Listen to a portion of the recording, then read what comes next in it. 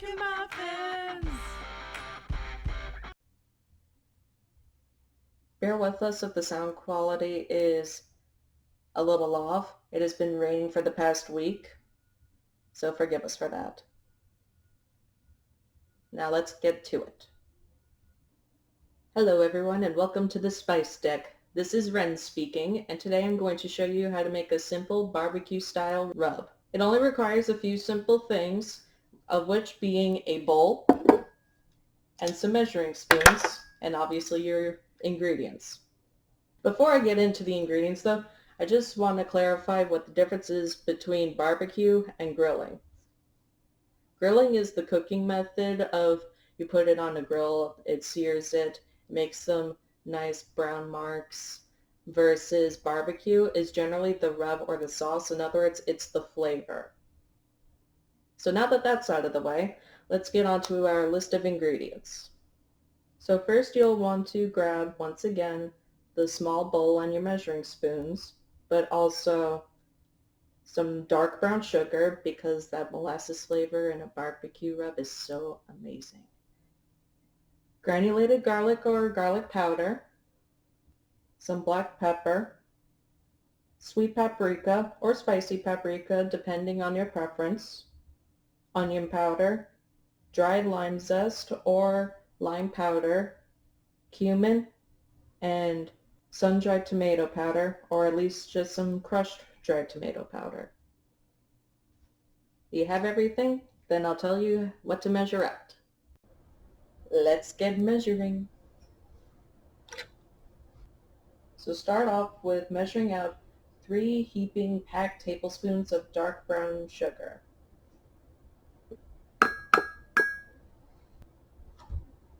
The dark brown sugar is crucial to impart that barbecue-like flavor because when you taste it and it has that sweetness, it's from the molasses and sugar. Next, grab your garlic and we're just going to measure out 1 tablespoon, or in my case, maybe a heaping amount because I have an addiction to garlic. Now, if your spices have clumps, you can either crush it with your spoon while you're getting it out, or you could take the easy route and flip it into some form of blender for just a couple seconds to break it up. 1 tablespoon of black pepper, a tablespoon of paprika. A lot of paprika happen to have a slight smoked flavor, which also pairs very well with barbecue. A tablespoon of onion powder. Does anyone else like the smell of onion powder, or is that just me? It's probably just me. I'm a weirdo. A teaspoon of either ancho chili powder or cayenne. Obviously, if you like spice, you can feel free to add in more. A 1/4 teaspoon of dried lime zest or lime powder. I am using lime powder today. So here's a little trick if you happen to have neither but you have fresh lime.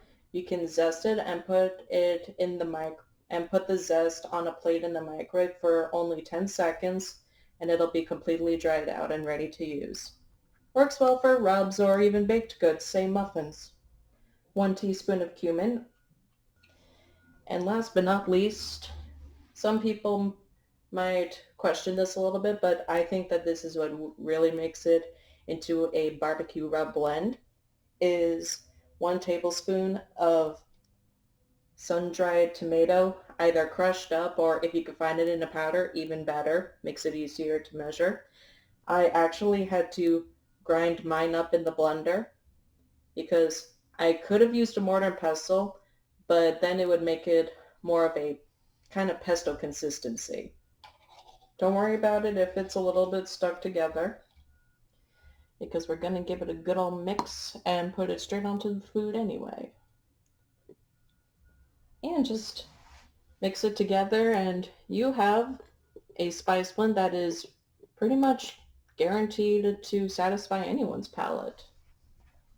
Tonight I'll be using this blend on some chicken, but that can be an episode for another day.